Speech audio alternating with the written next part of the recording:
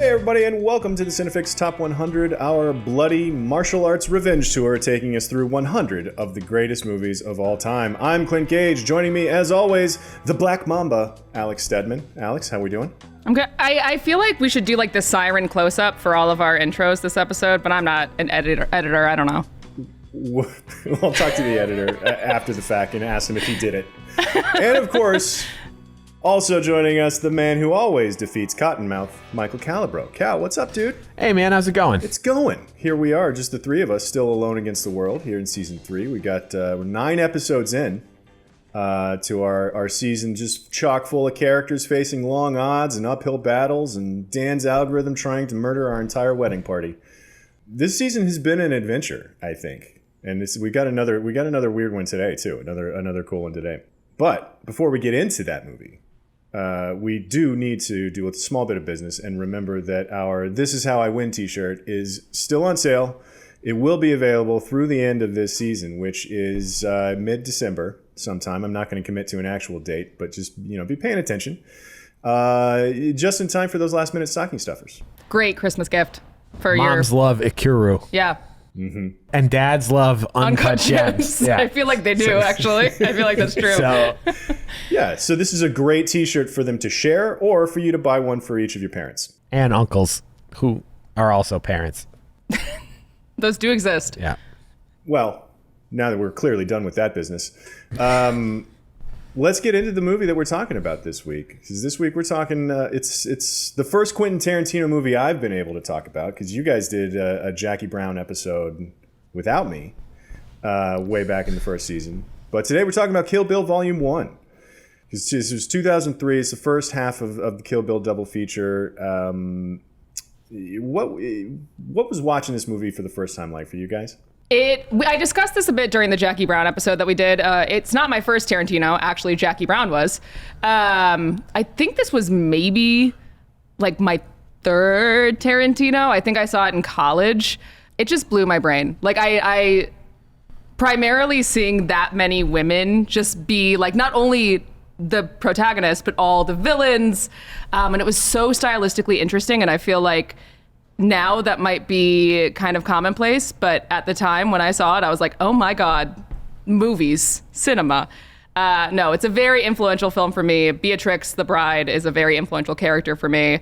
We'll talk about it, but I love this movie and it truly broke my brain. This is the first Tarantino movie I've ever seen in theaters. Right? Oh. Like, because this would have been 2003, so I would have been a sophomore, maybe a junior, sophomore in high school. And I distinctly remember sneaking into this movie because I was a big Tarantino fan by that point. Got introduced to Pulp Fiction, then went back, saw Reservoir Dogs, saw Jackie Brown, which at that time didn't have a strong place in my heart, but it subsequently grew on me a lot.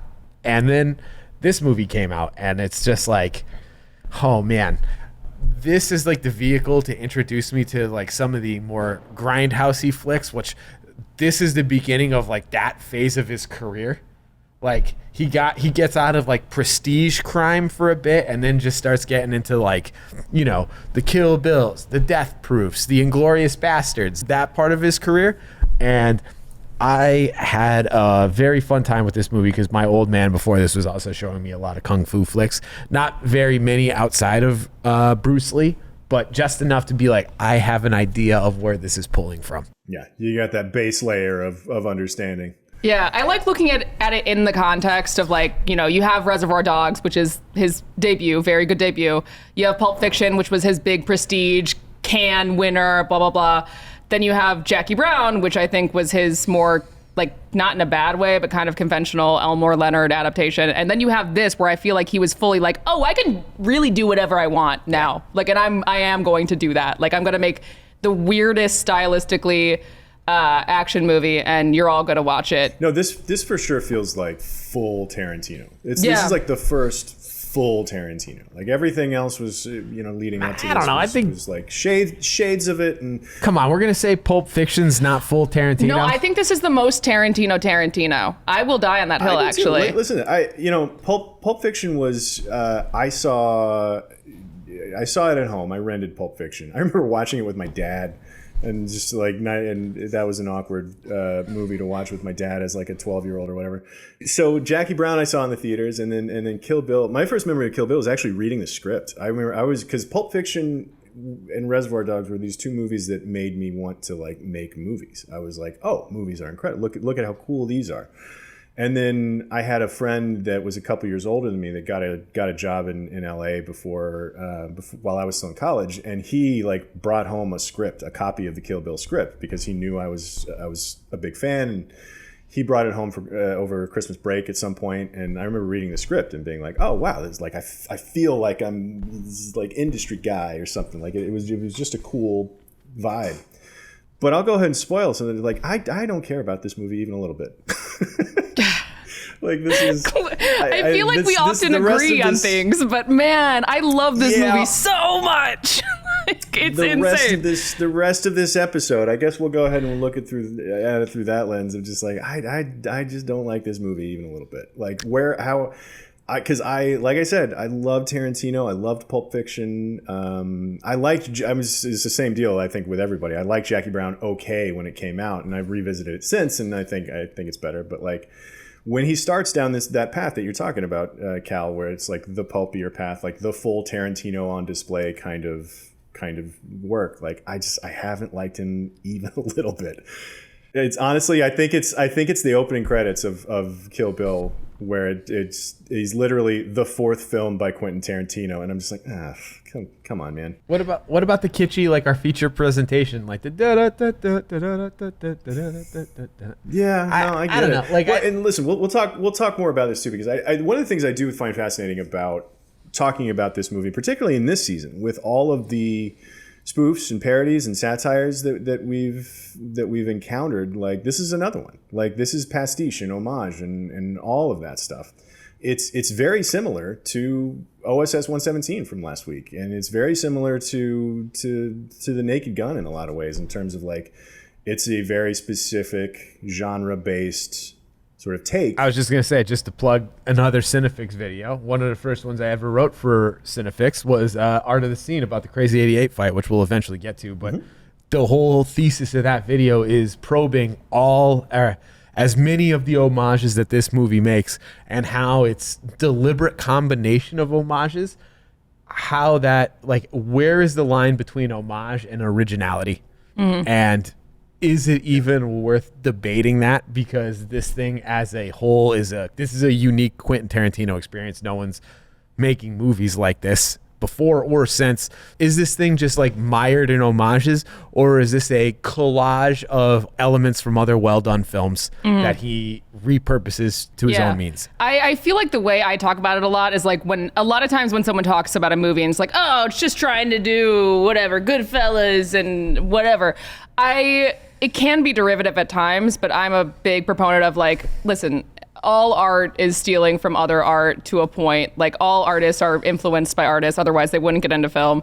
I think you see that in all of Tarantino's movies, and I think like I almost kind of compare Edgar Wright to that. I think you watch Edgar Wright, he's definitely in this club. Yeah, and because like they really are big movie nerds, and you see it in their movies. And I appreciate that. I know some people are a little more harsher on derivativeness, but not me. I like seeing it. I think we talked about it during the Hot Fuzz episode about the podcast where Tarantino and Edgar Wright were talking about all the different like foot chases and all this stuff, and like the two of them combined have seen every movie ever, and they somehow have it committed to their memory. Like they just have brains for the thing. That's the thing. They remember every movie, like everything ever in a movie. which is one of those things. It's like, yes, of course, particularly in an art form that's getting as old and as ubiquitous as movies, you can't not make a movie without it being a product of all the movies you've seen to a certain extent, right? There's only, I don't know, there's something about this movie that doesn't feel additive to me. In ways that, because I've talked plenty about how I love a good spoof, and I love a spoof that is a good version of the thing that it's spoofing, like we talked about in Naked Gun and all those things, and OSS, and like I have no real connection to martial arts movies. I didn't come up loving them. I don't have many on my list, certainly.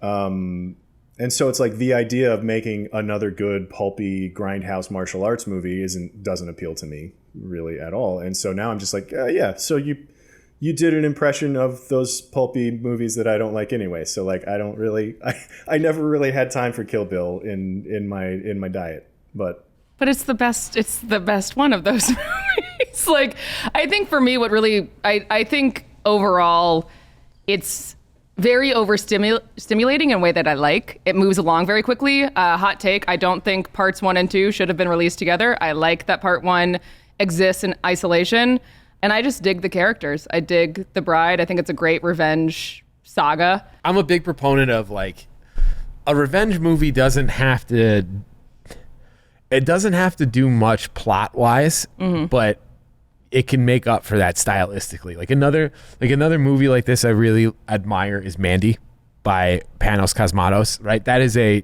very straightforward revenge story that is told in an extremely clever way. And I think that's exactly what makes Kill Bill succeed as well. I mean, 2003, this like major Hollywood movie just cutting to an anime sequence in the middle of it. Oh my it's just God. like you just don't see. It's now been 20 years and you still don't really see anything like that. No, I won't argue with the idea that he was working at a confidence level that he was like, I'm going to do whatever the hell I want at any given moment. Yeah. Right. And that's a thing that carries over into, I mean, look at like the weird 80s music video that shows up in the middle of Inglourious Bastards. Like it works sometimes it doesn't. I think I will say Kill Bill it's more cohesive than some of his other stuff that does that as far as I'm concerned. I won't argue with the swagger of being able to be like, yeah, no, what the hell, I'm gonna do this anime. Like because that's cool. Also, like I'm sure we'll talk about the anime more, but to do that in 2003, like anime was not as mainstream as it is now. Like it wasn't like a cool, super cool thing to do. It was just something that Quentin Tarantino liked. So he marched into production IG and was like, make me a 6-minute long anime prequel for my villain. And like it goes off, it rolls. It was at that age she witnessed the death of her parents at the hands of Japan's most ruthless Yakuza boss Matsumoto. To touch on a little bit more of the pedigree before we get into brilliant moments, we've talked about where this is in Tarantino's filmography. It's the 4th film, as the opening titles are very excited to point out. And it did great by all accounts. I mean, the budget was somewhere in the $30 million neighborhood, and it made 190 million, at the box office that year. So, I mean, that's a hit by any definition. Then don't forget it had like 20 years of DVD sales. Like this is many this DVDs. Is the height of the home, physical media.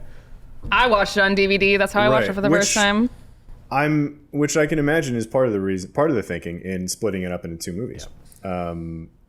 But it's that, back in the late 80s and early 90s, it was like, you're not getting 2 VHS tapes for this movie unless it's Titanic.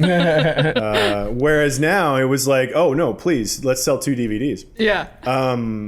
It made a little noise at the BAFTAs, got a few nominations, a couple wins, and then of course some of the more niche awards it did well at, but no recognition from the Academy, not nominated for a single thing. That's not terribly surprising. Like, we've already touched on how no one had made a movie like this before or since, really. So for the Academy to just kind of gloss over it is, I don't know, it is surprising, because a lot of times when stuff jumps out of nowhere like that, like they'll get a pat on the head, at least. They'll get a cursory, like, special effects or something kind of award just to get some sort of recognition. But also, it's not super surprising at all that they passed on this. Oh no, this is well before I think the Academy would look at anything genre related. Like, this is Pulp Fiction got passed over. Goodfellas Pulp Fiction was up nominated for stuff. It got a best screenplay, but this wasn't coming any like. Yeah, but that's what I'm talking about. Yeah. That sort of also ran best screenplay nomination. Like those happen all the time. Oh, it was nominated in like 7 categories. Not to be that guy. This isn't going to be. No. This is very different than Pulp Fiction. So I agree with you. It's not surprising. This is like pure action, pure weirdness. If nothing else, Uma Thurman and Sally Menke should have gotten, like, if absolutely nothing else, should have been those 2. Yeah, with the kind of coverage that shows up in the Crazy 88 fight, like the editing is great, for sure. I have so many thoughts about how Sally should get credit, so much more credit for all of the films that she worked on with him. Like, they're all so well edited. And I think you see it after she passed away. Like, after Inglourious Bastards, which is the last one she did, I feel like he's gotten a little unwieldy and hasn't been paced as well. That's Sally. Well, let's get into it more then. Let's get into some brilliant moments. What do you guys want to talk about? I think the earliest... I could rattle off all the obvious iconic scenes, but frankly, let's hear from you guys first. The earliest one that I have is the Vernita fight. I just love that one because one, it's where you start really getting into the stylistic weirdness of this movie. You have the zoom in, the sirens, it's almost like camp. By the way, that speaking of like homages and stuff like that, the double exposure shot on the eyes, that is from a spaghetti western called Death Rides a Horse. Yeah, which is right. Directly from a spaghetti western called Death Rides a Horse. Yeah, it's like verbatim. And fun note, like the siren, I have it right in the video, but I can't remember. I want to say it's like it's a kung fu movie, but that movie is actually just reusing the intro from an old TV show called Ironside, and that song, R.I.P., written by Quincy Jones.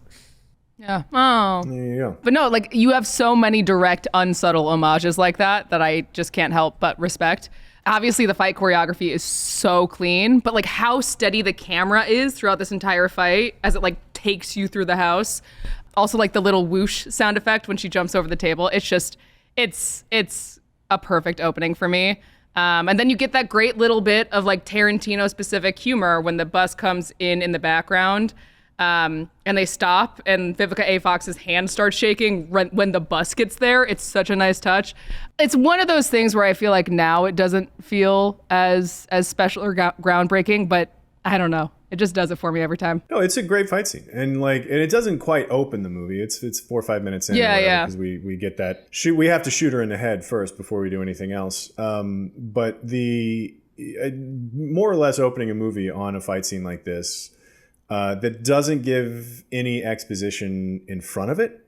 Like, she answers the door and they start beating the hell out of each other. Mm-hmm. And that's cool. And it sets up her skill set. It sets up how badass she was. It sets up what she's going up against, because Vivica A. Fox is also a badass in this fight scene. And it sets up kind of a moral code for her, too, because she's not going to kill her in front of her daughter and all of that stuff. So it's like, it does get a lot of exposition out of the way in an exciting way. And you learn the rules of the world really quickly. I actually think both movies do a really good job of like adhering to the rules, and Vivica A. Fox breaks them right away by trying to kill her when they've called a truce.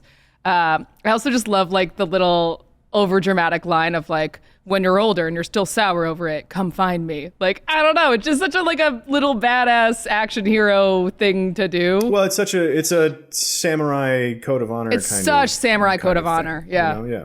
But I will say, and here's my don't like this movie contribution to the scene. The bleeping of her name is so useless. It's so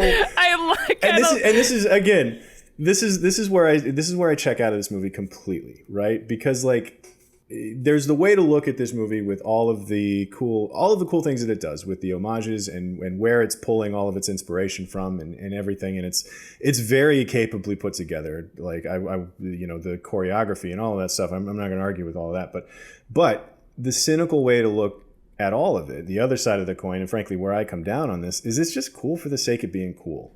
Well, that's why I like it. What's wrong with that? What's wrong with that? No, but this bleeping her name is such it's I don't know. It just feels try hard to me. Like, and that it's those things like that like cross a line over into like, oh, shut up. It gets very frustrating, and I find this movie to be very obnoxious because of little things like that. Because of one bleep. You know how many bleeps you're gonna have to put in this thing just because I'm gonna just. But it's not your name. Yeah, you know? It's not. No, it's well, not. It is it's not now. that I have to My listen name to. is It's not that I have to listen to a bleep. It's that they're trying to do something. It's like, oh, you know, it'd be cool, and it's not cool. It's useless. There's nothing. But there's no so point many- to it It's cool at and it's all. useless and and it drives me Yeah. nuts. No, it's not cool in its uselessness. That's a dumb thing to say. No, it's not. And it's not the fact that I'm hearing a bleep, because I've edited these episodes before, and with your talking, like, yes, bleeps are fine. Bleeps are cool. No bleeps are fun. They're fucking fun. Bleeps are cool. They can be really Smoking funny is cool. when used right. But it's not just because of this one bleep. And this is like in just about every scene of this movie that we're going to talk about, there's probably one thing that crosses this weird threshold of me that it's just like, this is just obnoxious. And I check out of this movie, and it's shit like this bleeping of her name, and I'm just like, I just roll my fucking eyes at it. Like I do not care. To your point, Clint, can you think of a better adjective to describe Quentin Tarantino than obnoxious? That's it. It's him. That's probably what I'm dancing around, and I'll just go ahead and say it out loud right now. I think a lot of this is him, the guy, that I don't like, and like I don't, and it's things like putting the fourth film by Quentin Tarantino in the credits, like that's his director's block and I'm just like, get out of here, man, like get out of your own way. I could go on a whole rant about the whole thing, but we'll piece it out as we get to this stuff. I'll be sure to. I never liked Tarantino again. He was one of these guys that made me want to get into movies, and he made like Pulp Fiction, Reservoir Dogs. They were so cool and so different. And it really opened my eyes to some stuff, and I credit them with me wanting to get into the business in the first place. But then as soon as I saw Kill Bill, I was like, I'll find somebody else. And then I'll go get into Kubrick, I guess. I don't know but Kubrick's the same kind of guy. He was like literally waiting for you to finish your sentence so I could like make the point of like, we grow up and we keep on hearing all of these things that are just like, filmmaking, it takes a village, and it's like it's a collaborative enterprise. And then there's the couple of filmmakers that manage to like transcend that and just be like total over controlling auteurs of like every part. Kubrick being one of them, with just like making them do take after take after take after take, like famously arguing with the DP on one set. He's like, I want this to be a 50 millimeter lens on this thing. And he's like, but it changes the perspective. And like Tarantino, to the same point, making like just all of these homages and doing it in just this like flair and style that is so uniquely him. Whenever someone can like transcend the collaborative nature of the medium in order to like fully realize their vision in a way that, I don't know, I personally think works, I have an immense amount of respect for that, because it's like really going against the grain. You could also say the same thing about The Room. Like, I don't disagree sure, with the you can say the same thing. I don't disagree with the sentiment, but the thing is, like, I don't have to like every version of that. I agree. I totally get it. I don't want to like blow my whole thesis now in the beginning, but I feel like this is the inherent reason why I dig this movie and you don't. It is cool for the sake of being cool. Whatever. I try not to pull the girl card too much, but I feel like seeing a movie where the woman gets to be cool for the sake of being cool, and all the women around her are cool for the sake of being cool. And like, I kind of grew up with all these like film bro dudes talking about like Die Hard, and I'm like, I don't get it. Like, and then I watch Kill Bill. I'm like, oh, I get it now. Like, she is so fucking cool. That's why it feels different to me. Like it, and I feel like we don't get that a lot anymore. Like, we get really bad versions of it, like Sucker Punch or something. But like, I haven't seen a version of that since, and she's just so f***ing cool. And I wanted to be the bride or Beatrix or whatever so bad after seeing that in my early 20s. And it starts in this scene. It starts with her just like being this badass, showing up to her door, having this excellent it's not that long, but having this excellent fight scene where they're both so bloody and bruised and it hurts to watch. And then, you get like the samurai code in the kitchen. It's just so cool. And yes, it's trying very hard to be cool, but damn it, I like it. I'm so glad that you do. Like, you're not wrong. I just don't. You're not wrong either. Yeah. And that's the thing about, nobody's wrong about anything. Like, we all like different movies, and that's again, like we talk about it a lot. I feel like I've said this several times. It's just like, it's great getting to know you guys better based on what movies you like and why. Like, it's great. I guess like what I'm trying to say here is like, how did Les Samurai, which is again a revenge movie that I think is cool for the sake of being cool. Oh, yeah. Right? Like, that is exactly like this like Samurai, these are functionally the same movies made like what 40 years apart. Mm-hmm. I love these movies that just like do all style, and it's I guess like what you're just trying to say is like, at least for you, Kill Bill is a bridge too far. I think so, and trying to articulate exactly why is difficult. Like, I also can't tell you why I like Coke better than Pepsi. You know, like, you don't need to. tricky. Only psychos like Pepsi better than Coke. So. Well, there's that. I don't drink pop. Oh, so say you're from the Midwest without saying you're from the Midwest. That's like the one thing I've held on to. Where'd you grow up? It's funny too, because describing this movie as like cartoonishly violent revenge movie, parody to an extent, satirical, pastiche, like all of these things are things that I describe movies that I dearly love. Instead of a movie that's more than the sum of its parts, it's the opposite of that, I think, for me. Like, I should like this movie. Like, there are other movies that you could describe with the same adjectives that are some of my favorites, but there's something about this movie that just rubs me the wrong way, and it's hard to put my finger on. And it's those little but I can point to these little moments about like bleeping her name, and I'm just like. Clint, what's funny is like every time we've like talked, like everything you say, I agree with, and I'm like, yeah, no, but it's great. Like, what if like the fact that like, oh yeah, it's Tarantino at his most, like Tarantino up his own butthole, like the most confidence. Like, yeah, I'm here for it. You're not wrong. Yeah, but I just like it. high on his own farts, Quentin Tarantino, and it's great. I think and all I smell is farts. But I smell roses, so that's the inherent difference. I might never have liked you. Or in fact, I despise you. But that shouldn't suggest that I don't respect you. I don't think I wrote this down, but the hospital scene, specifically the Daryl Hannah introduction. It's a cool trench coat. The fact that like it's all a cool stuff, trench coat, like that, all that stuff is drawn. Great on. Halloween costume, super easy. Get the eye patch, do your hair a little bit, so easy. Put some Kool-Aid in a syringe. You know. Yeah. Oh, that's a good idea, actually. No, but like again, it's heavy-handed, but just the walking down the hallway doing the stupid little whistle. I also think that's maybe one of the more lasting like icons from this movie.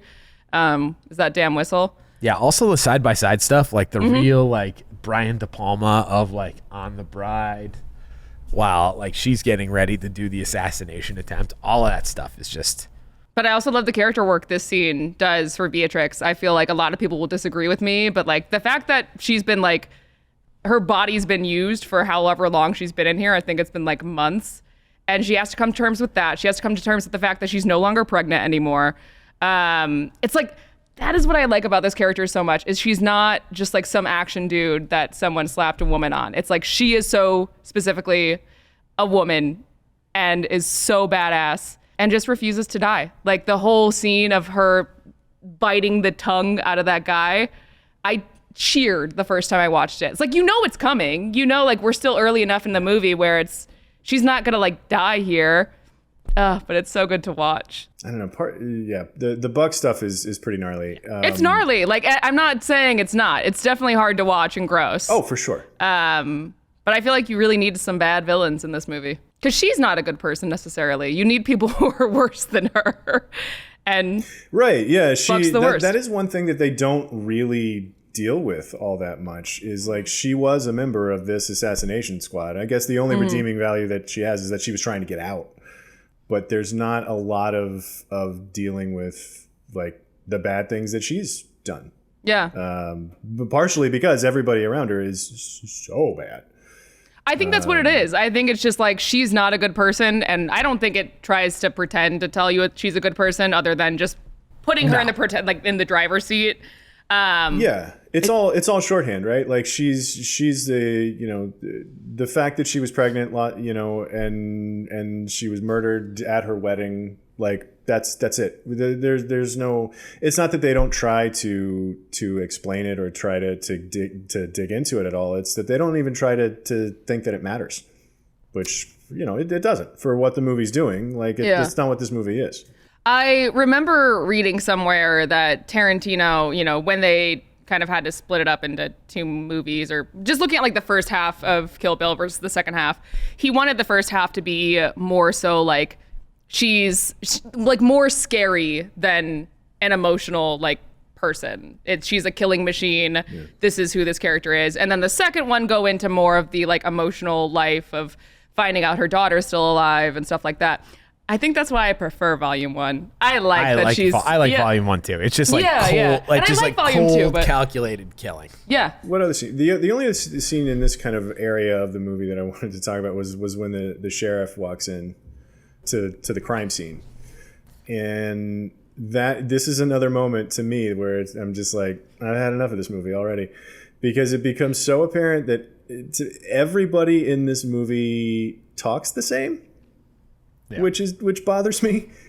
Like, so, but here's why. Like, and this is one of these moments where, and it's very specifically the line where he says, "This tall drink of is not dead," and I'm just like, that's not how they speak in Texas. No, that's not. It's not. You know, because everybody sounds the same.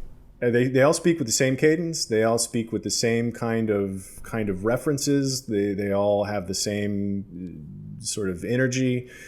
Like, I can't help but feeling like it's all from the script. Like, none of this is from the character. It's all from the script, which it's not a comfortable thing for me to be around, because I'm like, no, this is the writer talking. This isn't this character talking. Like, I don't buy that. Like, yeah, this is a grizzly sheriff in a small town, and he's, but he sounds exactly the same as everybody else in the movie. Again, this is one of those things where I'm like, you're not wrong, but I like it. I like it because it makes you feel like you're in this insular little world where the only things that exist are the Deadly Vipers and the bride and Bill and all like the women around it and this weird sheriff and his 17 glasses. Yeah, for like, and kind of like I said, like, despite how chaotic stylistically the movie is, it tells you the rules and it sticks to them.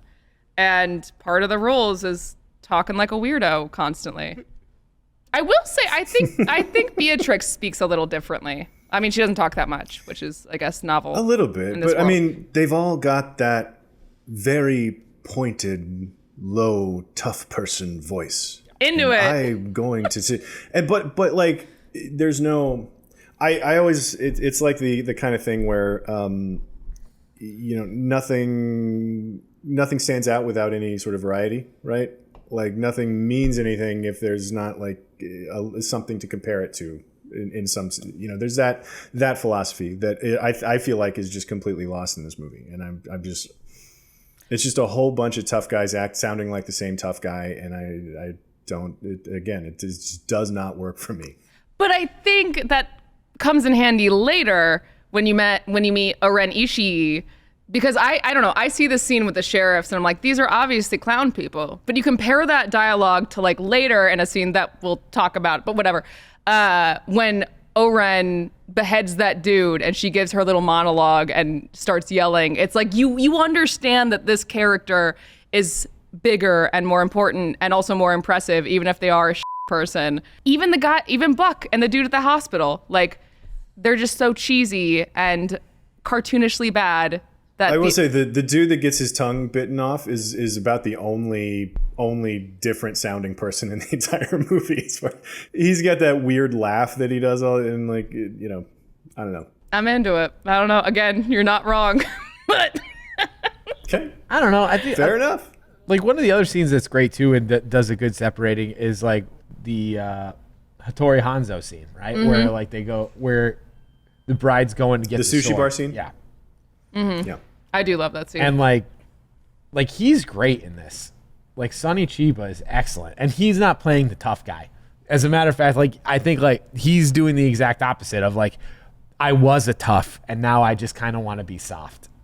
Mm-hmm. Which also I think is a pretty popular trope. It's like the guy who hangs up his arms and just wants, but like he gets called in for one last thing. Well, I mean, and it's a similar. This scene has happened plenty of times too, right? Where they go, somebody's kind of goofy and charming, and it turns out the twist is that they're actually I mean, they did this they stole this scene probably for John Wick 3, right? Like, what's his name running the sushi bar, and then she slides the coin across, and then the whole energy changes. You know, like, it's not an unusual scene, but Sonny Chiba is really funny in this. It's also like 6 some odd minutes of this, and it's one of those things where I was like, did you need 2 movies?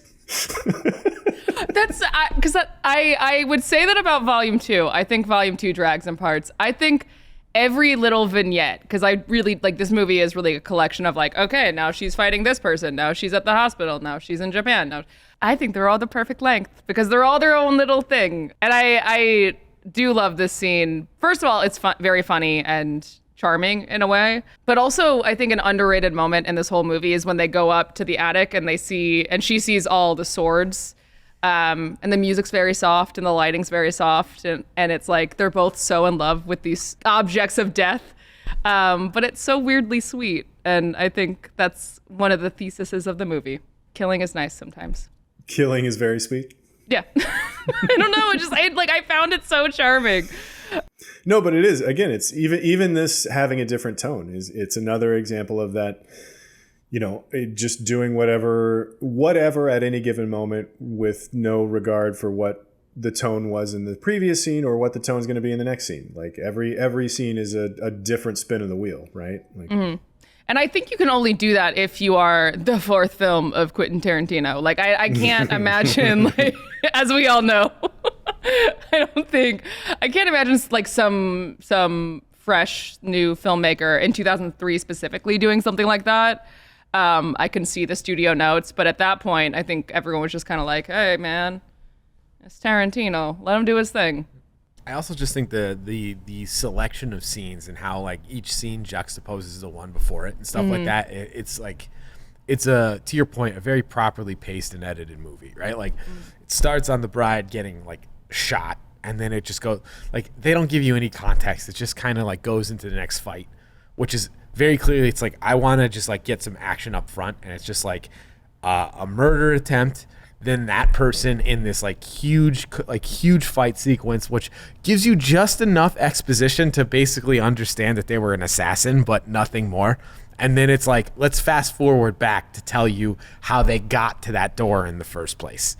You know, like the way he's able to just like action, exposition, exposition, like, and like just play with the building blocks of it is what I think at that specific moment in time made Tarantino movies feel so fresh and like unique, because of the way that he was able to distill information, like exposition in a way that was very attuned to the flow of the action, as opposed to the need to know everything before the thing happens. Yeah, and I feel like you know just enough. Like I feel like we talk about this on this podcast a lot, when like they over-explain things, or like you don't need to know everything. It gives you just enough. Like, she was getting married, she was pregnant, she was an assassin, she was trying to get out. Solid. Like that's what we need. Well, there's not much else to it. Like story-wise, there's nothing else to it. Like, it's all just a description of, the only other exposition you get is a description of who the people she's about to kill are. Like, the why of it is done. Like, there's a shorthand to it. They all killed me. I'm done. I'm going to get them now. Like, that's it. That's the end of the story. Every other thing that we get is Ren's rise to power and all of that stuff. And so, which, by the way, Cal, what do you want to talk about next? Are we ready to get into the Crazy 88? I mean, yeah, it's half the friggin' movie. Before that, we already talked about the anime sequence. Oh, we should talk about that a little bit. We'll get skewered in the comments if we don't. No, but it actually ties to what we were talking about earlier. Is like, I feel like the way that it's telling the bride story and these like little bits and pieces, to then make the choice to give a like 6 or 7 minute, actually it's like longer than that, it's like 8 minutes, like an 8-minute anime origin story for your villain of all things. It's such a it's a choice that doesn't make any sense. But I mean, it kind of does. Yeah. Like, I mean, it's also nice too that they use a uniquely Japanese artistic medium to tell the backstory of like the Japanese antagonist. Yeah. And I really like that kind of like it's the start of where this movie kind of becomes this culture clash between America and Japan, and then all the other references that Tarantino is pulling from. You see it, I think, most starkly in that final duel, which we'll talk about. I just like, how cool is that? He just put a whole anime sequence in this movie. But it does like what I like about all the characters in this movie is none of them are good people, but you understand why. Like, you understand why they do what they do. They're all assassins. yeah, they're all assassins, but like, oh man, like Oren Ishii watched her parents die, and then she had this cool rise to power in the Yakuza, and now she's the head of the Yakuza. Like, nothing, that is so cool. It's just so cool and badass. The other bit of this that actually does make perfect sense to put this sequence in the middle of the, it's like the fact that it feels at home in this movie is because the movie does everything.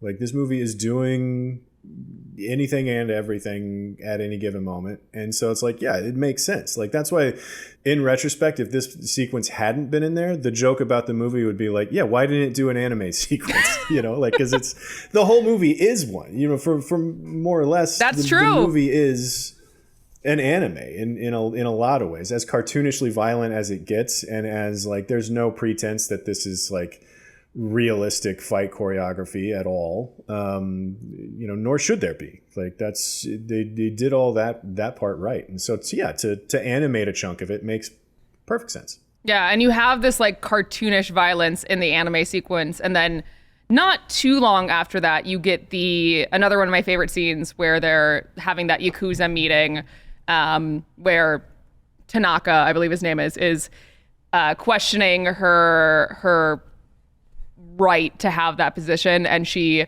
very calmly runs across the table and beheads him, and the blood spurts out as cartoonishly as it does in the actual animation. I feel like that was such a nice touch. Well, no, and then that is a good point about the anime sequence in terms of it opening the door stylistically for the fight scene coming up. Mm-hmm. You look at movie, it's similar to how a sequel will recap the first movie.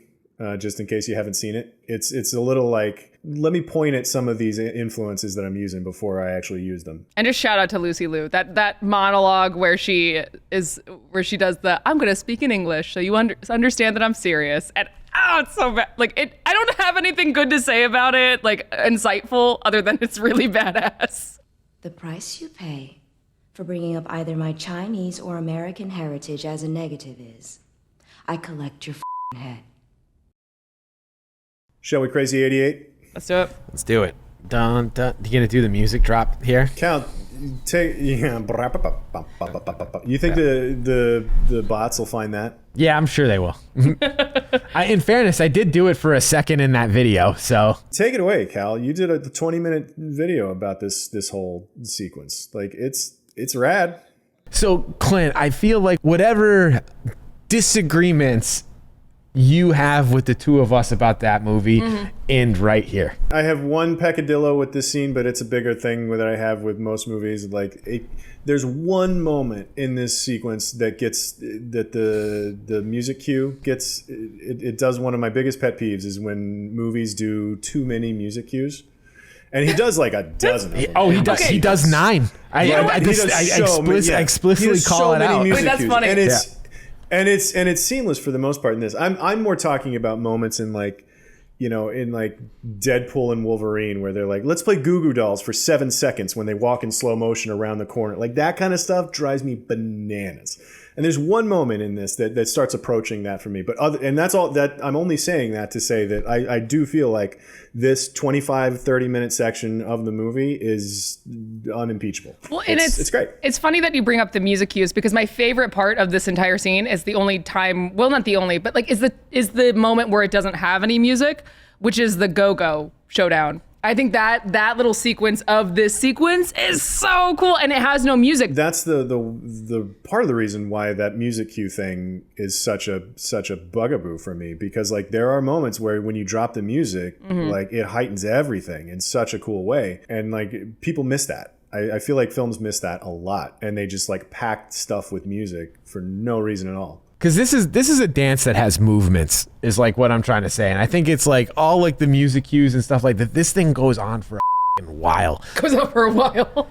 And like, yeah, no, I mean, it's legitimately 30 minutes. Yeah. Like from the time they actually wrote it down, from the time that they are like following O-Ren into the club at 1 hour, 7 minutes, to crossing her name off of her notebook is 1 hour, 39. It's 32 minutes of this sequence. I'm sure he's talked about it, and I'm sure this actually isn't the case, but it's one of those sequences that I'm like, oh, this is why you made the movie. Like, you started with this. Like, I want to make an insane 30-minute action sequence where this character kills, like, almost 100 at this point, because it's more than the 88, kills that many people. If this is the only reason that there was a volume 2, then fine.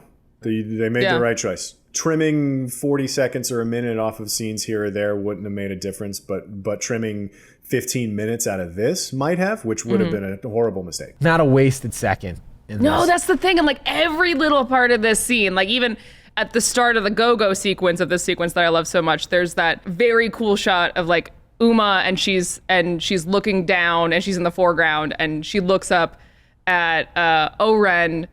And then you have Go-Go show up in the side. Like, it's so cool. Also, like, just shout out to that weapon, the meteor hammer. Like, you're not expecting. The meteor. If you can have a weapon that has a proper name like that, like that's like Thor. Also, I'm gonna keep talking about the Go-Go fight because I do think it's an underrated part of this movie. The fact that like for a moment the meteor hammer becomes the main character and you follow like not either one of them, but you follow the hammer throughout their fight. Like you watch it as it hits Beatrix in the chest and then as it hits the wall and you watch it as it wraps around the sword. It's such an interesting way to shoot a fight, to like follow the weapon. Like I don't think I've seen that before.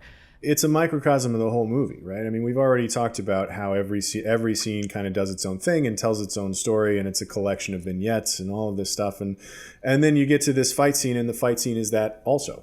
Like it's all subsected into, you know, the first little wave and then the go-go wave and then all of them show up and then there's the black and white stuff and then there's the blue silhouette stuff and then there's the fight with O-Ren at the end. There is a sense that maybe this was the movie and the rest of it was sort of reverse engineered to get to this moment. There's like so many cool little shots that you can break down in this 30, like even before the go-go fight when she like kills the first 4 guys and then does that little, like I'm sure there's a name for it, but like when she does that hit to the hilt of her sword and they all just fall like flies, that's great. But then yeah, no, the actual onslaught of dudes who show up, it's just so cartoonish and so homage-y and so many like little like moments that you can pull out every 5 seconds. It's so good. One other thing that I do really like about what Tarantino has said about this sequence is the black and white, the reason for the black and white. Number one, doing it on the eye pluck is a incredible good idea. Just so it's just such a flimsy excuse to cut to black and white. Yeah.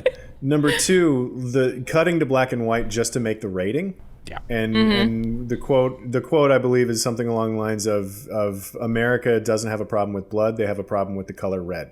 Yep. Which is 1,000,000,000% true and very savvy, and the way around getting the rating, getting an R rating for this movie is to just do most of it in black and white.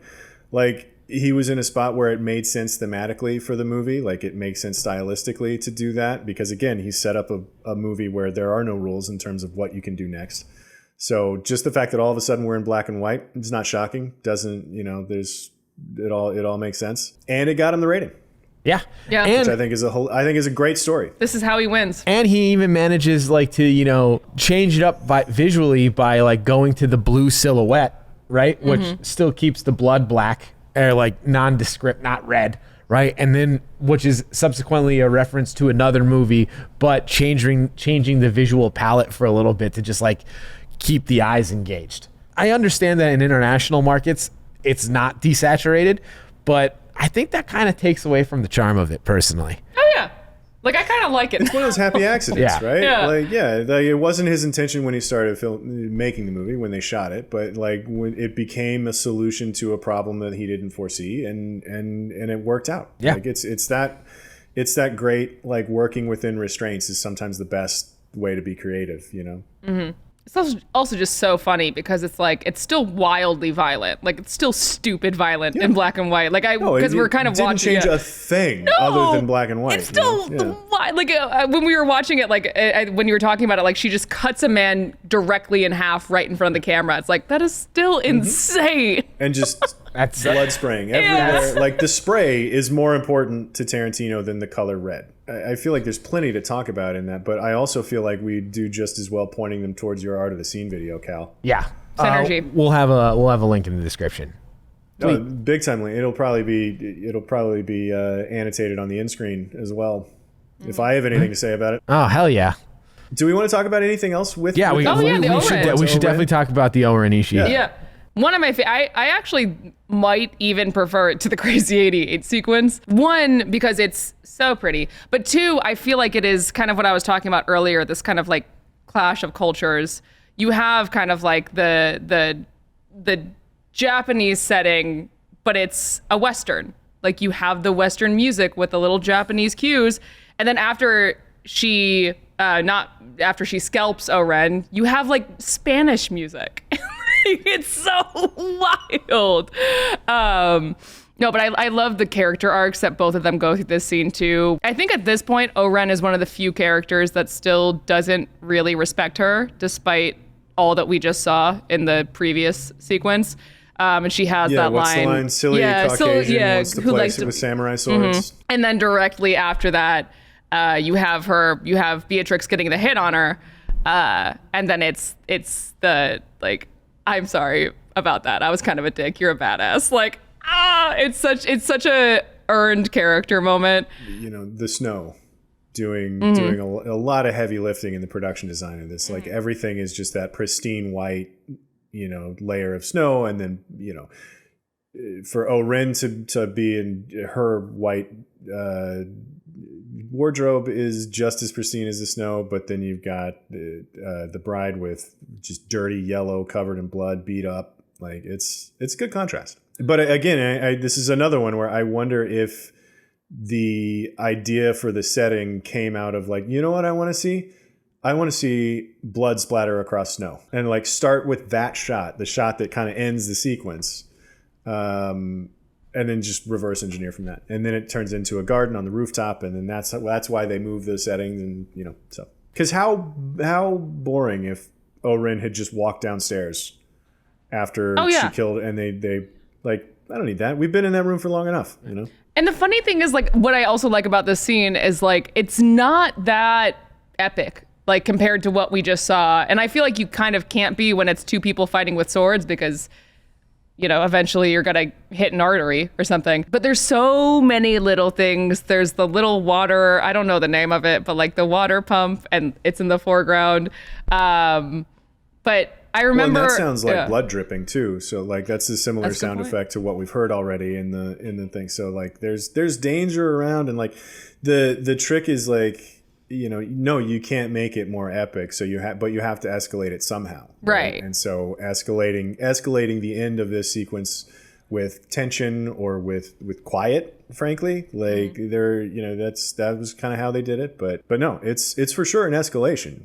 But it's just the two of them, you know. Well, it's you know, it's pretty cool. There's so much samurai code in this, and to end it with like a one-on-one samurai duel feels so right.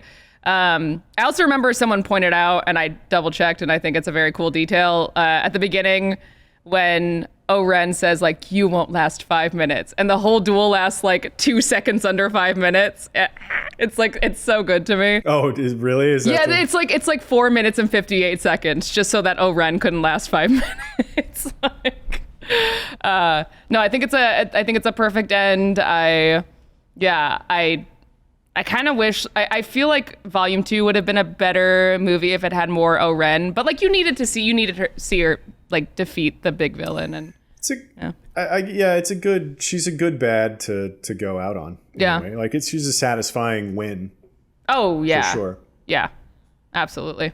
Mm-hmm. I'm just a fan of this whole movie. I like that's the thing, it's just cool. It's super. Yeah. Super cool revenge flick, you know, has nothing to do with nature. Big fan. That's what sold you. No grass. That's what, yeah. None of this Mononoke bull.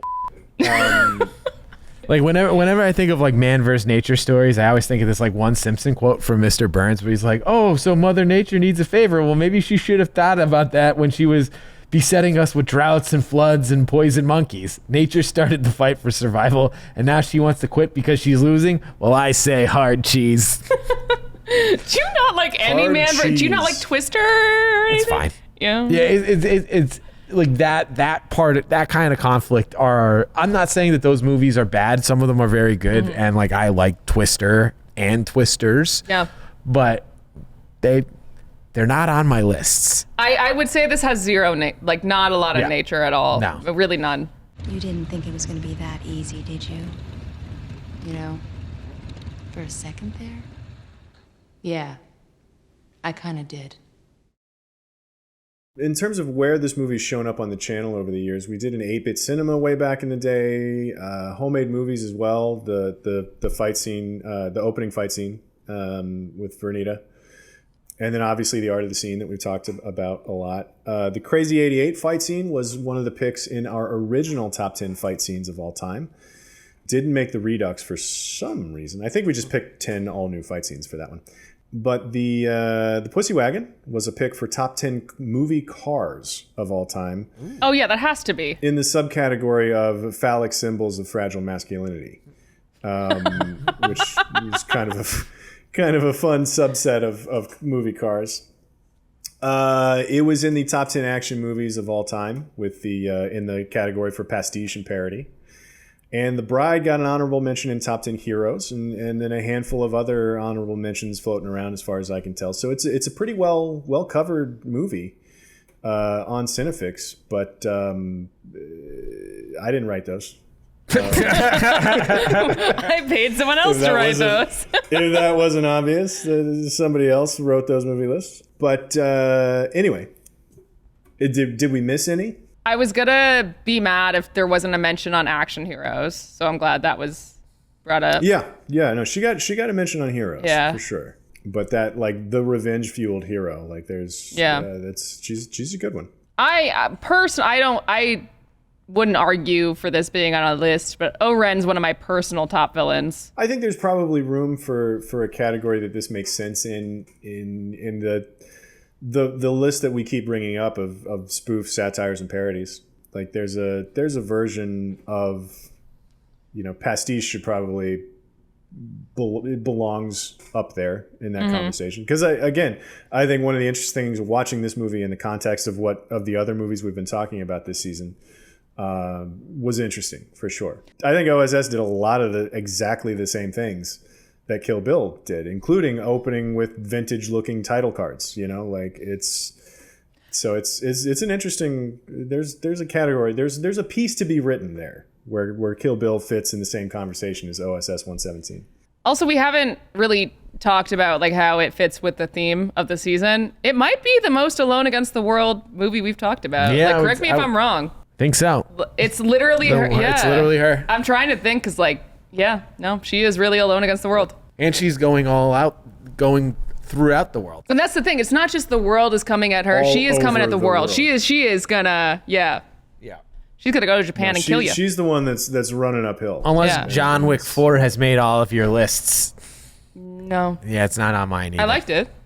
Best movie staircases. Oh my but God. we'll get to that Let's later. I Let's love not- the staircase. I literally yelled, "Not the staircase!" like in my Not the screening. stairs. Not the stairs. Yeah. Shall we torf? Yeah, let's do it. Let's torf. Oh, I need to pull it up. I wasn't ready. I don't know that you've been ready for. I feel like I like to think every- that No, every episode you're like, oh yeah, hang on, let me. Pull I'm it up," literally which never. think I should just leave it open on my laptop as a tab, but It means I'm keeping you guys on your toes, which I like. it is funny that we've done like 40 episodes and I still just don't know to have it open for the whole episode. So, I wasn't thank you, gonna say Tayo. it like Tayo just that, DM'd it to me. The first one we kind Tayo of. there for the save. Yeah. All right. Torf number 1. In the original script, Gogo Yabari was one pair of a creepy twins. The silent one at Oren's side and the axe crazy one in the bar. So if you remember, like before O-Ren beheads that guy. You have Gogo like in the bar shivving that guy, which I also like. Yeah, I would say that's probably true. I'm gonna go true. Yeah. That makes sense. That's another. You know that one movie that had creepy twins? Yeah. I'm gonna do that in my movie. Yeah. That's a really good explanation. It is true, and I like to think that's why. Yeah. No, this is an actual interesting tidbit that I didn't even know. After Dressed like the girls from The Shining. like I could see that. No, after Gogo's death, so the axe crazy one was named Yuki in the original script, and the silent one was Gogo. After Gogo's death, Yuki stalks the bride to Pasadena, taking ultra steroids. Yuki ultimately dies. Wait. Taking steroids? Ultra steroids that Bill made. Ultra steroids. And attacking her with guns and bombs, blowing up the pussy wagon. Yuki ultimately dies from an overdose before she can kill the bride. Though cut from the film, this is referenced in Volume 2 when Esteban mentions the bride's truck, to which she responds, "My pussy wagon died on me." That's why the pussy wagon died. Oh, right. I do remember that from Volume 2 going like, they're just... Yeah, the pussy wagon is not there. No, yeah. I'm not driving that anymore. Yeah, it was gauche. No, there was a reason for it. Felt like a bit much. And it is. All right, turf number 2. Nicolas Cage was Tarantino's first pick for Bill. Oh, he was my first pick for Bill. Yeah, I mean, I was just gonna. Are we gonna get to that section? Let's just do a section within a section here. Yeah. Well, no, this is perfect because we'll structure this like a Tarantino movie, and we'll jump ahead, and then we'll come back and wrap up this one. But he was my pick for. That's where I'm. That was also my pick. Yeah, but I want to say this. I do like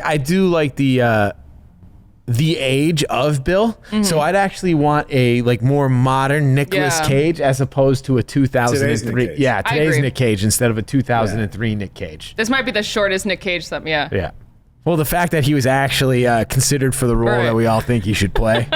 Yeah. The only thing that doesn't work about it is that Nick Cage doesn't have the kung fu cred that David Carradine has. Yeah. I think you lose something in the fact that it's just knowing that it's David Carradine and what the rest of this movie is doing with all of the homage. I think you lose something by putting Nicolas Cage in there instead.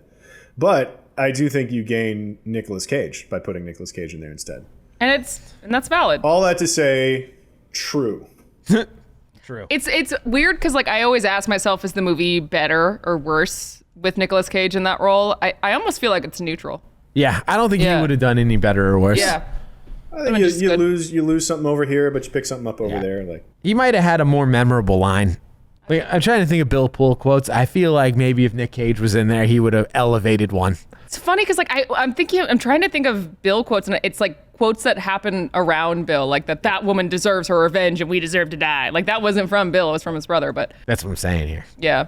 I feel, it's almost like everybody in the movie is talking at the same speed and cadence, and it's hard to keep track of who said what. What'd you say? It's a feature, not a book.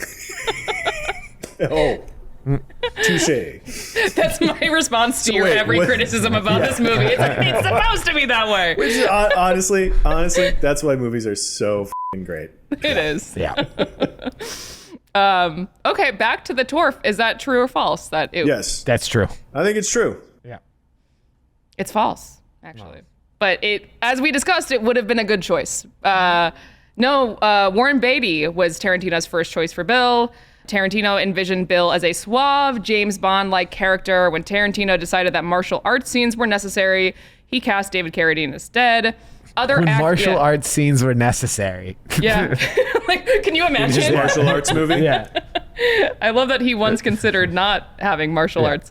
Well, this was around the same time that Warren Beatty was trying to be Dirk Diggler too, right? Like, that's like around that same time. Boogie Nights yeah, episode. That's hilarious. He would have done good. Years before this, he would have been proud of that role at least. Yeah. Oh wait, he was playing Dirk. He was trying to play Dirk Diggler, not Jack. He was trying to play Dirk. Yeah, not Jack. Which is hilarious. I mean, everyone needs a dream. Other actors offered the role included Kevin Costner, Jack Nicholson, Burt Reynolds, Mickey Rourke, and Kurt Russell. Well, solid, I think. Interesting. Fine. Carradine's the right choice. Yeah, Carradine's. Okay, Torf number 3. Originally, O-Ren was supposed to be decapitated by the bride at the end of their fight instead of like scalped, like she was. I'm gonna go true with that. False. I'm going to go false just because there have been, well, I'm going to say false because I feel like there had been a number of notable beheadings already in the movie, but that might be why he changed it. Yeah. Also. Yeah. I'm going So true. it might be true. But I'm going to go false just because I'm a contrarian in this episode, apparently. Yeah. Well, you're wrong, as you have been in this episode. It is Good. true. Great. I'd hate to Don't break your tarnish streak. my record. Yeah. No, it was changed so that Oren could have that line where she realizes it is a genuine Hanzo sword, which is a good moment. I'm glad it was changed. Also, what a gnarly image. Like, I feel like beheading... Would it have been unbelievable if she was like beheaded and laying there and then just like the head was like, it was... No, that's the thing. I would like believe it. I'd be like, yeah, okay. Like at that point. No, but I think that's where you see the brain and again, more cartoonish violence. It makes sense. All right, last Torf. The House of Blue Leaves scene where the bride takes down dozens of crazy 88s took 2 weeks to shoot. That's the Torf on False. how long... True or false? True or That false? had to take longer than 2 weeks to shoot. Had to take longer. So false? Yeah. Yeah, False. it took 8 weeks. Yeah. 8 weeks to shoot rather than the planned. It was planned for 2, which is very funny to me that they thought they could do that. Because Tarantino insisted on practical effects instead of CGI. Apparently, $600,000 of the film's budget was, $60,000. Yeah, $60,000 of the film's budget was spent on creating custom swords and sword accessories. Yeah, I feel like that was the scene that they were like, you know what, just keep shooting your movie, keep doing your thing, and we'll make it 2 movies. Yeah. Yep. Because they shot so much for that sequence that it just became the movie. And they were like, well, we'll do the rest of it later. Finish this one. Having that be the last act of the movie, like I totally disagree with the original make it one movie thing because I don't know. Nah, it would not have been as good because it would have had to cut a lot of stuff down, and I do think that like where it does all of that is like its eccentricities are what make it for me. Mm-hmm. Well, for you and me, not Clint. Not this guy. Not Clint. Not me. Not Clint over there. Oh, this little screen. Not me. I'm an asshole. This is me at my most masochistic. Who's your MVP, guys? I thought about 3 people. I thought about Quentin, my girl Sally, and Uma. I'm going to give it to Uma specifically because, first of all, she does a lot of her own stunts, although also shout out to her stunt double, Zoe Bell, I think her name is. Yeah, who would go on to star in future Tarantino movies? Zoe? No? Yeah, she's in Death Proof. She was on the hood of the car in Death Proof. Yeah. So shout out to her. I'm going to give it to Uma because also she helped create the character of the bride. When you read a lot of the behind the scenes, it was like really a joint effort between her and Quentin. That's the other lovely credit was created by Q and U, right? Isn't that what which despite all the other bad behind the scenes stuff, that's cute. There are like a few characters in film that really stuck with me throughout my life, and like Sarah Connor, Ripley, the bride. Like she is, it's so, and the character is what really makes these movies for me. So I'm giving it to Uma personally. I'm going Yoon Woo Ping, the choreographer. Nice. That is good. Like the fight stuff in this movie is frankly the only reason I can go back to it. You're wrong. They are cool fight scenes, and either him or the look of the movie is really cool. So the other thought that I had was the DP, but Yoon Woo Ping. Mm-hmm. That's a good choice. Hard to argue. If I didn't spend like 2,000 words writing about Quentin Tarantino and his movie references, I might go with Uma. Because like Uma is great, but like this is such a weird hodgepodge of like cinematic history just like completely distilled into this like one revenge flick. And it's like to you guys, like what you guys have been saying, I personally disagree. I do not think that this is peak Tarantino, but I do think it is emblematic of him and his vision. And like when in doubt, I'm just going to default to the director. He also wrote it too, so it's not like he even has to like share a screen or anything. Like it's Tarantino at his most Tarantino. Like even if you like, it may not be the best Tarantino, but it is the most Tarantino. That is a distinction I would be willing to agree with. He hasn't Tarantino'd quite so hard as he did in Kill Bill. He hasn't. He really I hasn't. don't know, man. I mean, like, rewriting history, I also think is a very Tarantino thing. And for like Adolf Hitler to die in a movie theater, I think it takes someone of like Tarantino to be like, I'm going to just rewrite history here. He's like allowed blowing to apart do that. Hitler's face in a movie theater is that's a choice for sure. Yeah, but this is I did feel like this is a movie that where you could have 3 different MVP picks and they're all pretty solid. Well, we did. Yeah, I think we did exactly that thing. we sure did. We sure did. But guys, I don't want to keep you in suspense any longer. I don't have this movie on my list. Oh, you don't say, Clint. Where do you guys have it on yours? Real high for me. This is real high. This is a top 5er. It's number 4 for me. Again, number 4. Like this movie just stuck with me. I think about The Bride a lot. This is number 93 for me. Okay, just making it, squeezing it in. Okay. Oh, yeah. Yeah. I mean, this is not like, listen, Snuck it in there. I have been very outspoken in our Not 100 episode of how much I like Jackie Brown. Mm-hmm. And let's just say that I have another Quentin Tarantino movie higher on my list than all of these. It's Pulp Fiction. So we'll be talking about Pulp Fiction at some point. I'm sure we will. I'll be in better spirits to talk about that one. Yeah. It is I have a few Tarantinos on my, I think I have 2 or 3. I definitely have at least 2, but this is my favorite Tarantino. It just. Well, yeah, unless you have it ranked 1, 2, or 3. I mean, I could. I do like Pulp Fiction a lot. We got to your number 1. Oh yeah, we do have my number 1. Right, Terminator 2. Yeah. So it'd have to be number 2 or 3. Yeah. But we cannot reveal. I'm told that Dan also had this on his list at number 41. So kind of right smack in the middle of you guys. Hate agreeing with Dan. So it's on 3. Yeah, it's awful, right?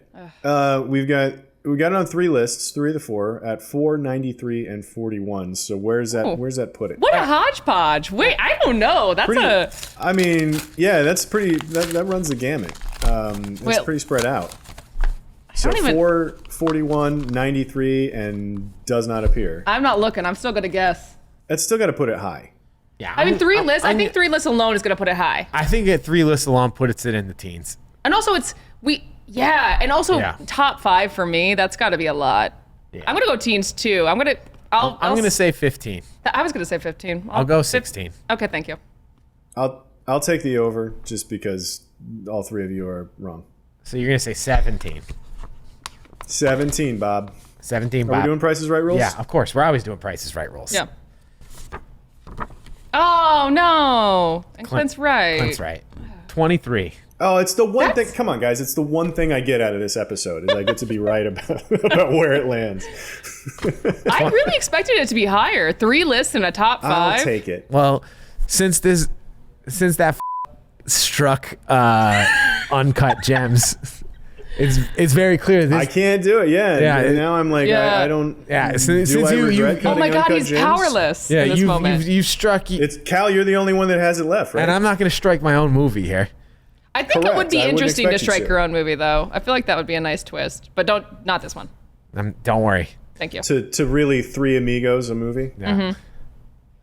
Because it's on my list, and I like. I'm not striking this. Mumble. No, I didn't think you are. All right. Well, you know what? I've probably had enough of this, so that'll do it for us. Thank you for watching Kill Bill Volume 1 with us, guys. It's been a time.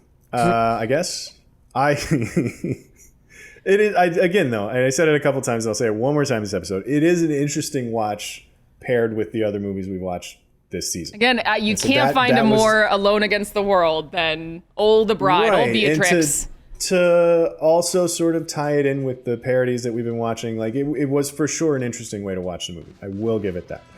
That's all I'm going to give it. So thank you also to the head of our Deadly Viper Assassination Squad, Tayo Oyekan, equally scary sounding snakes, technical producers, Marhyan, Franzen, and Amir Rakib, backup dancer for the 5678s, DP, Jamie Parslow, and thanks for goddamn nothing again, Dan. But come back next week as we continue Season 3, Alone Against the World to be honest, I'm not entirely sure how this one fits with the theme just yet. Maybe we'll have to figure that out. But it is an admittedly perfect double feature with Kill Bill. we're going to watch Toy Story. So the pendulum swings back and forth all season long. Glad we're still doing that. My favorite. So how is that? We'll discuss. I don't get how it's the theme, but we'll figure it out. Yeah. They get thrown away. Yeah, but they're together. We'll discuss. One of their arms comes off at some point in the movie, so It's the same thing as Kill Bill. All right, but until we figure that out, stay safe, be good. We'll see you next time.